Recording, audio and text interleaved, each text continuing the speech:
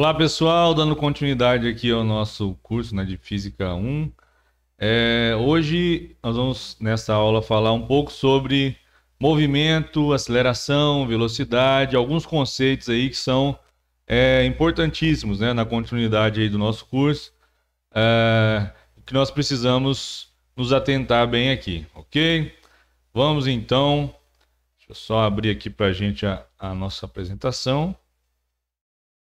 Aí vai aparecer para vocês, né?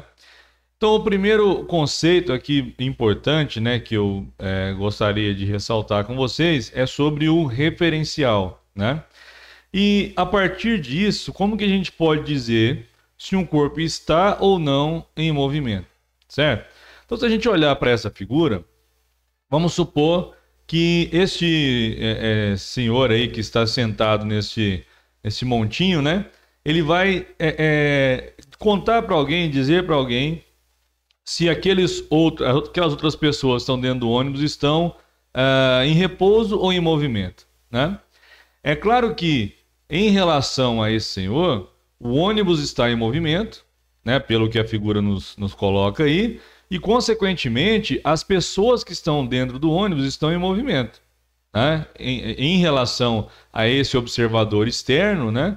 Tanto o ônibus está em movimento, como também as pessoas estão em movimento. Acho que isso é natural da gente entender, né?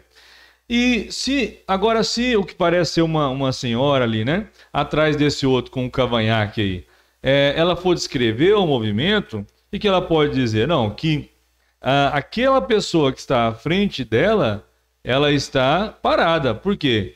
Em relação a ela, ela está em movimento. Mas se ela olha para fora, né, em relação aos objetos que estão fora, né, ela vai dizer que ela terá certeza, né, que o ônibus está em movimento, ok? A menos que ela possa pensar que tudo estaria em movimento no sentido oposto, né? Mas é o natural ali, já que ela está dentro de um automóvel, né, de um veículo, né? Ela já entender que aquele veículo está em movimento, consequentemente ela, juntamente com os demais passageiros, né, e o motorista estão em movimento. Mas para ela, esta pessoa que está à frente, ou seja, em relação a ela, aquela pessoa que está à frente não está mudando de posição. Então vejam que essa questão do referencial, né, ela é muito importante, né? Então a partir dessa questão do referencial, da escolha, né, de um referencial de forma adequada e obviamente de um sistema de coordenadas, a gente consegue descrever, né, e estudar essas questões relacionadas ao movimento dos corpos, certo? Então já fiquem com isso aí em mente, né? Está em movimento ou está em repouso? Aí qual que é a pergunta que a gente tem que sempre fazer? Em relação a quem? Em relação a quê? Né? Então, esse em relação já é a ideia aí em relação a qual referencial, né? Que eu estou me referindo, a qual sistema de referência. Então, isso é importante demais que a gente já tenha isso aí de início, né? Muito bem fundamentado. E uma tirinha aqui também interessante para a gente, ó, que vocês vão reconhecer o personagem. Opa, aqui ela passou direto. Que vocês vão reconhecer o personagem, está aí, né? Não mandei você movimentar um pouco hoje? Aí, né, o Garfield pensando ali, né? Obviamente o John não está levando em conta a rotação da Terra. Então veja, em relação ao John, né, ele está parado. Em relação aos objetos ali que o John está se usando como referência, né, ele está parado. Mas em relação ao observador externo, ele está em movimento junto com a Terra. Então é por isso, né, que ele coloca aí dessa maneira esse pensamento dele, né? A rotação da Terra, e poderia falar até dos outros movimentos também da Terra, né? Mas aí a gente vê como essa ideia de referencial ela é importante, né? Outra questão que também a gente já pode construir bem é em relação à trajetória, né? Que a trajetória, como nós vamos ver, ela será o conjunto, né, de posições que um corpo descreve quando está em movimento, né? Então, se eu pegar todas as posições que um corpo esteve, né, enquanto estava se deslocando, eu consigo descrever ali o que a gente chama de trajetória, né? Então veja que para aqui nós temos representando como se fosse um avião que deixou um pacote, né? Cair, né? Se desprendeu um pacote ali através de uma abertura no avião, por exemplo, né? Este observador aqui, essa pessoa que está olhando de fora, ele verá o pacote escrevendo uma trajetória ali como um arco de uma parábola, né? Que a gente consegue ver aqui nessa representação, certo? Será que uma pessoa que está dentro do avião, ele veria a mesma trajetória? Né? Já adianto vocês que não. Então a trajetória, ela também depende do referencial, né? Aqui a gente já pode adiantar o seguinte, que esse pacote estava em movimento junto com o avião. Então, em relação a uma pessoa que está aqui dentro, se ele continuar olhando enquanto o pacote cai, ele vai ver esse pacote caindo, né? Desprezando, obviamente, a resistência do ar, que a gente está considerando isso, vai caindo em linha reta em relação a ele, né?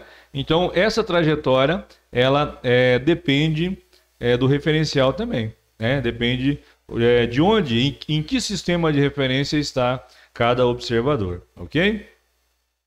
Para a gente entender isso legal, eu vou fazer uma definição primeiro mais geral, vetorial, né? E depois a gente estuda os casos particulares. Vamos entender, se a gente entender bem esses conceitos iniciais, os casos particulares saem com muita naturalidade. Então a gente tem que definir aqui o que é velocidade, aceleração, posição, e isso a gente precisa fazer utilizando a cinemática vetorial, né? Usando os conceitos que nós já estudamos aí ao longo do curso.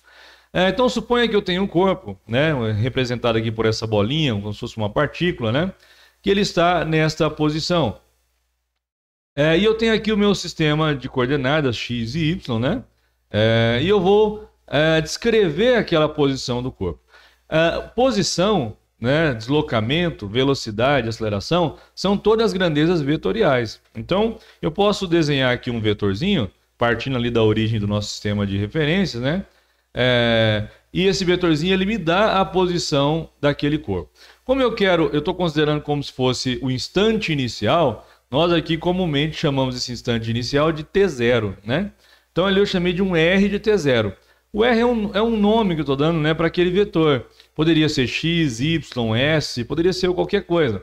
Mas estou chamando de R como a gente tem o costume de fazer. Depois, nos casos particulares, a gente vai colocando de acordo com o que a gente estiver analisando. E esse corpo, primeiro detalhe, né? Ele está em movimento. Então, em relação a esse sistema de coordenadas, esse corpo está em movimento. Então, olhando aqui, a gente viu que depois de um certo tempo, né, um certo intervalo de tempo, ele está em outra posição. Então agora eu vou colocar um outro vetor, né, localizando ali, indicando para mim a posição da partícula agora, ok? É interessante notar o seguinte, que se existe mudança de posição com o tempo, né, se existe mudança de posição, esse corpo está em movimento, certo? Em relação àquele sistema. Então, a maneira da gente definir o movimento, primeiro você tem que definir em relação a quê, né? E depois observar se a posição está mudando com o tempo. Se ela está mudando, então nós dizemos que ele está em movimento, ok? Dentro daquela ideia que nós já vimos aí de soma de vetores, né? Eu poderia pegar um outro vetor, que se eu colocar ele aqui, ó, a soma desse vetor R, que eu estou chamando de R de T0 aqui, né? Com esse outro vetor que eu chamei de ΔR, vai me dar o R de T. Lembra lá do método polígono? Esse vetor, extremidade com a origem, e aí aqui eu tenho a extremidade do último, né? Então o vetor resultante é da origem do primeiro até a extremidade do último, é o método polígono. Então, a soma desse vetor R de T0 com o ΔR vai me dar o R de T, né? E nós podemos, inclusive, escrever isso, né? Ó, esse vetor R de T0 mais o ΔR me dá o R de T. E é conveniente para a gente passar isso aqui para o outro lado, ó, que seria equivalente, né? Aí eu escrever que o ΔR é o R de T menos o R de T0. Aquela ideia de eu inverter esse vetor, quando eu inverto os dois, inverto esse vetor, somo o R de T0 com o R de T, me dá o ΔR. Multiplicar por menos 1, inverte sentido, só vocês lembrarem disso também. E aí eu teria então o ΔR. O que é esse ΔR? O ΔR é o deslocamento. Então o que nós chamamos aí de vetor de deslocamento. Então, é quanto que o corpo deslocou num certo intervalo de tempo, ok? Então, este é o vetor deslocamento. E a partir desse vetor de deslocamento, nós podemos definir a velocidade média. Então, o que seria a velocidade média? Que também é uma grandeza vetorial, e aqui depois eu vou fazer uma ressalva mais adiante, que é bem importante para evitar uma certa confusão que é feita aí. Então, o vetor de deslocamento por intervalo de tempo, né, num certo intervalo de tempo, me dá a velocidade média. Então, se eu quero encontrar a velocidade média, que é uma grandeza vetorial, lembrando que vetor, né, módulo, direção e sentido, eu pego o vetor de deslocamento divido pelo intervalo de tempo respectivo, característico, né? Isso me dá a velocidade média. Então, só faz sentido, né? Só tem sentido eu falar em velocidade quando o corpo está em movimento, né?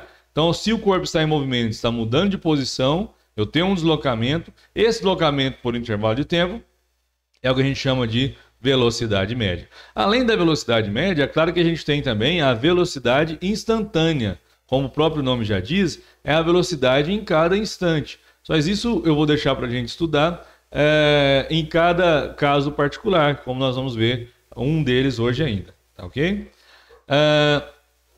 E o conjunto das posições, né? De todas as posições, estou aqui, logicamente, imaginando que o corpo descreveu essa trajetória. Essa linha tracejada que eu coloquei aqui estaria indicando todas as posições que foram ocupadas pelo corpo. Mas quando eu falo em velocidade média, só me interessa ali aquela posição inicial e a posição final. Então, estou considerando que esse R de T é a posição final, o R de T0 é a posição inicial. Então, não interessa o que aconteceu nos pontos intermediários, né, dessa trajetória, ok? Na velocidade instantânea, obviamente, como o nome já diz, a gente vai querer a velocidade em cada instante, em cada ponto, e velocidade é uma grandeza vetorial também. Assim como, obviamente, né, se a velocidade média a velocidade naturalmente também é uma grandeza vetorial. Outra grandeza muito importante para a gente é a aceleração, né? Aqui eu coloquei a aceleração média como sendo a variação do vetor velocidade por intervalo de tempo. Então, ΔV aqui, né, seria a variação, né? Delta sempre vai representar uma variação aí para a gente, né? A velocidade final menos a velocidade inicial num certo intervalo de tempo. Só que aqui eu estou falando de grandezas vetoriais também. Por isso que eu já coloquei a setinha em cima representando para a gente. Mas o principal que eu quero aqui com vocês em relação à aceleração é o conceito, né? Que a aceleração é quando eu tenho variação do vetor velocidade. Certo? Então, quando que eu tenho aceleração? Quando faz sentido a gente falar em aceleração? Se o vetor velocidade está variando. Veja que eu estou destacando bem a questão do vetor, porque muitas vezes, ou em certos casos, né, o valor, o módulo da velocidade pode não mudar, mas a direção está mudando, né? Se a direção, se algo do vetor velocidade está mudando, eu tenho aceleração, ok? Então, isso aqui é muito importante aí para a gente. Para ajudar a esclarecer isso um pouco melhor, vamos ver esse caso aqui que nós vamos estudar mais adiante, mas para aproveitar aqui, né? Veja que o vetor velocidade está aqui, ó, V1, V2, V3, né? Se vocês olharem bem, o tamanho do vetor, ele é o mesmo em todos os pontos aqui colocados, né? Só que a direção muda naturalmente, né? Se a direção do vetor velocidade está mudando, eu tenho aceleração. Certo?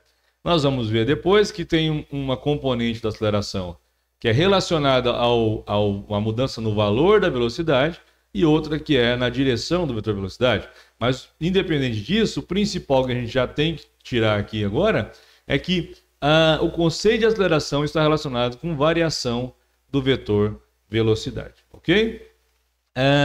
Um outro dado importante que já dá para a gente aproveitar aqui desse desenho é que o vetor velocidade, está aqui desenhado em 3 pontos para a gente, ó, é sempre tangente à curva, né? Quando é uma trajetória reta, é claro que ele vai coincidir ali com a própria trajetória, né? Mas nesse caso aqui, que é um movimento curvilíneo, né? Veja que fica bem fácil de observar que esse vetor é tangente, toca em um único ponto aqui, ó, em relação a essa trajetória circular, ok? Então, são conceitos aí extremamente importantes. Então, a gente não ficar com dúvida, né? Velocidade é quando eu tenho mudança de posição, ou seja, o corpo está em movimento, e relacionado a isso eu tenho um deslocamento. Esse deslocamento por intervalo de tempo me dá a velocidade média, certo? Depois nós vamos encontrando aí a velocidade instantânea.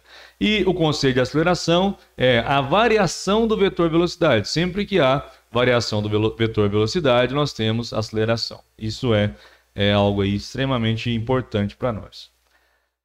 Aqui eu já quero fazer uma ressalva importante com vocês também em relação à velocidade média e à velocidade escalar média, né? Por quê? Porque muita gente confunde isso aqui. E vamos lá, tem um exemplo depois também, para a gente entender isso melhor. A velocidade média, como vocês viram, é um vetor e é dado pelo deslocamento por intervalo de tempo. A velocidade escalar média é distância por intervalo de tempo. Distância percorrida por intervalo de tempo, certo? A velocidade média é uma grandeza vetorial. A velocidade escalar, como o nome já diz, é uma grandeza escalar. Está relacionada com o deslocamento, enquanto a outra está relacionada com a distância total percorrida, né? E aqui uma observação importantíssima. Nem sempre o modo de deslocamento, na verdade eu diria que em poucas vezes, né? O modo de deslocamento é igual à distância total percorrida, certo? Então não dá para usar, se o problema é falar em velocidade média, você precisa do deslocamento. Se falar em velocidade escalar média, aí eu preciso da distância. Claro que ali o intervalo de tempo, para um mesmo movimento, ele vai ser idêntico, né?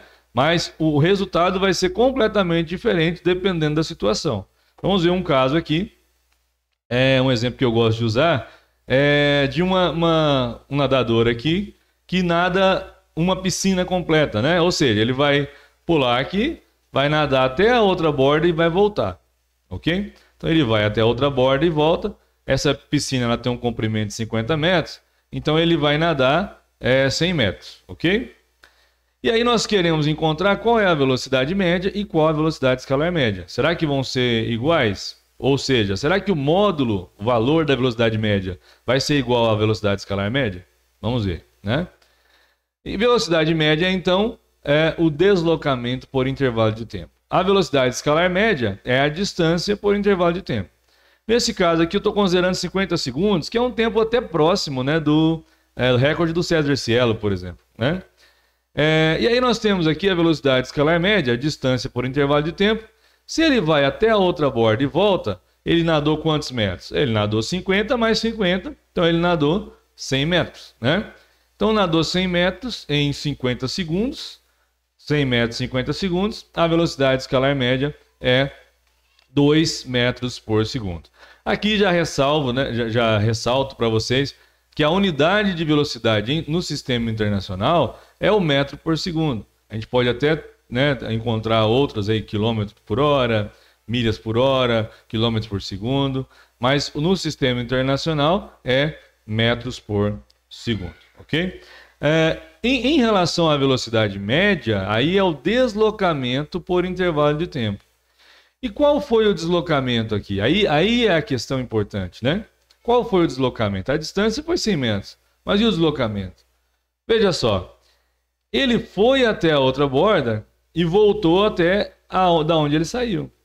Então, nesse caso, a posição final coincide com a posição inicial.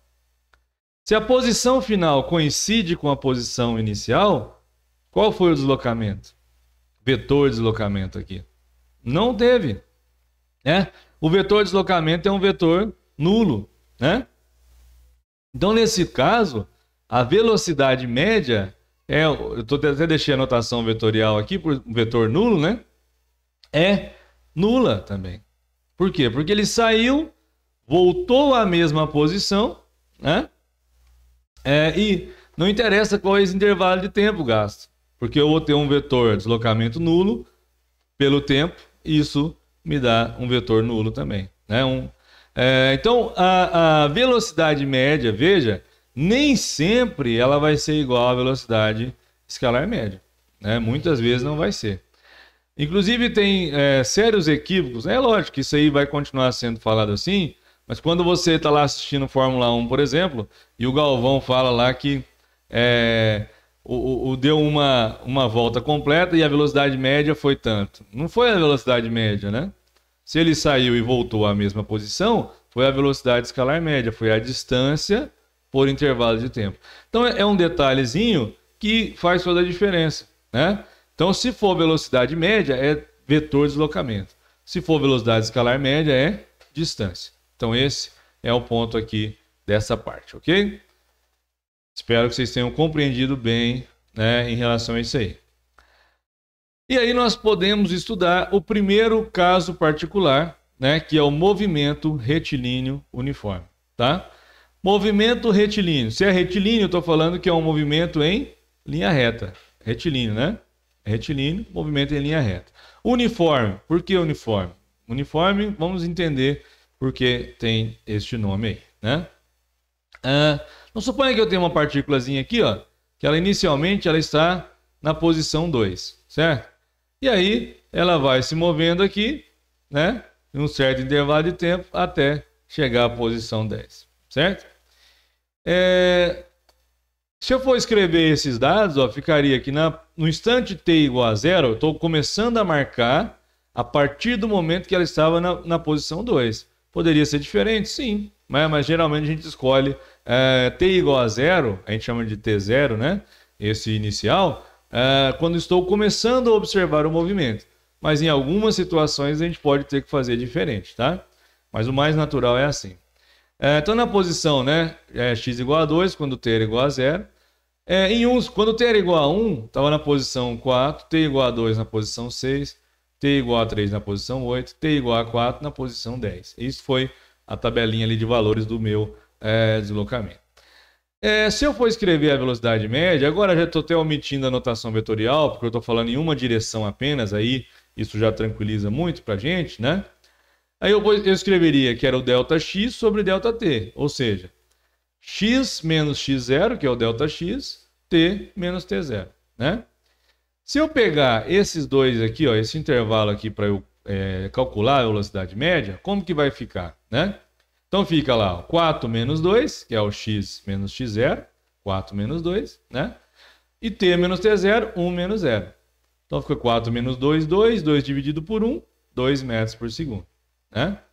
Agora, se eu pegar esse outro intervalo, ó, agora eu estou chamando de t0 aqui, mas só para vocês verem que dá para pegar qualquer intervalo ali sem problema, né?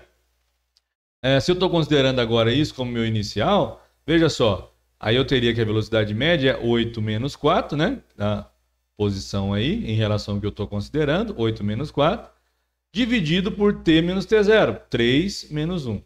Então, 8 menos 4, 4, né? 3 menos 1, 2. 4 dividido por 2, 2 metros por segundo, certo? E, desculpem, a gente poderia fazer isso para qualquer intervalo aqui. O que vocês vão ver? Vocês vão ver que, neste caso, e aí já é o porquê do nome aqui, né? A velocidade é constante. E a velocidade média, ela vai ser a própria velocidade instantânea, tá? Então, no movimento retilíneo uniforme, a velocidade se mantém sempre a mesma. Então, essa é a característica principal do movimento retilíneo uniforme. Qual é? A velocidade é constante. Então, a velocidade é constante. Esse movimento é o que a gente chama de movimento retilíneo uniforme, ou E uniforme, né? Mas é o MRU, vocês vão ver muito por aí, né? Esses nomes são só para ajudar a gente a lembrar e tal, né? Mas o mais importante é o conceito aqui. O nome é um detalhe, né? Como é que nós podemos... será que é possível, né, eu obter cada uma dessas posições, né? Sabendo ou uma equação aqui, uma função, onde eu consiga determinar cada uma dessas posições sabendo o instante de tempo? Será que é possível, né? Então vamos obter algo assim. Então, nós já podemos dizer então, né, que V é igual a x menos x0 e t menos t0. Se eu passo o t menos t0 multiplicando, né, ficaria assim, ó, x menos x0 é igual a V que multiplica t menos t0. Como eu disse para vocês, geralmente a gente considera o t0 igual a 0, né? Começa a marcar o tempo a partir da posição inicial, é uma escolha que a gente faz. Raramente a gente precisa fazer diferente. E aí você tem x menos x0 igual a V vezes t, né? E aqui o T0 é 0, vai embora, né? Então fica V vezes T. Passar o x0 para lá, ele vai somando, então fica x é igual a x0 mais V vezes T. A maneira mais correta de escrever seria assim, ó, x de t. Por quê? Porque uma função, né, é a posição, né, o que eu estou encontrando aqui, a posição em função do tempo. Então a gente acaba omitindo isso aqui, escrevendo apenas x, né? Mas o mais correto seria colocar x de t, ou seja, qual é a posição para o instante tal, né? Eu conhecendo a velocidade e a posição inicial. É claro que vocês estão vendo isso aí, ou já viram na matemática, né? Função afim, função do primeiro grau, e eu espero que vocês já tenham identificado aqui que se trata disso. Se eu fizer um gráfico, ele vai me dar uma reta. Essa reta pode ser crescente ou decrescente, mas eu tenho uma reta, e esse ponto que intercepta o eixo aqui, ó, num gráfico x por t, é justamente a posição inicial. Lembrando que eu chamei de x, mas poderia ser y, poderia ser s, poderia ser p, poderia ser qualquer coisa, né? Mas a gente costuma usar x e y, s às vezes, né? Mas é apenas um detalhe aí em relação à escrita, à notação, tá? Então isso me dá a posição da partícula em função do tempo. Isso só vale para este caso que eu estou falando para vocês, quando é um movimento retilíneo uniforme, ou seja, quando a velocidade é constante. Se não for, este caso não vale. Tá? A gente tem que arrumar outra forma de escrever o movimento.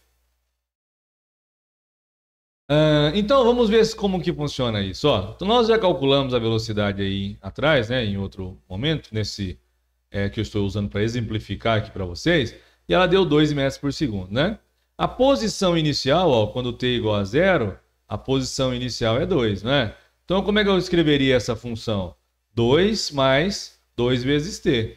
Então se chegar algo assim para você, você tem que saber tirar a informação, né? Se tem esse 2 aqui sem multiplicar o t, o que ele significa? A posição inicial. Esse outro aqui que está multiplicando o t é quem? A velocidade, né? Então vamos testar aqui como funciona. Ó. Se o t for 0, 2 vezes 0 é 0, então fica que x é igual a 2, ó, justamente o que a gente tem. Se o t for 1, fica 2 vezes 1, 2, mais 2, 4. Se t for 2, 2 vezes 2, 4, mais 2, 6. 2 vezes 3, 6, mais 2, 8. 2 vezes 4, 8, mais 2, 10. Então essa função descreve muito bem o movimento do corpo aqui pra gente. A posição em função do tempo, tá?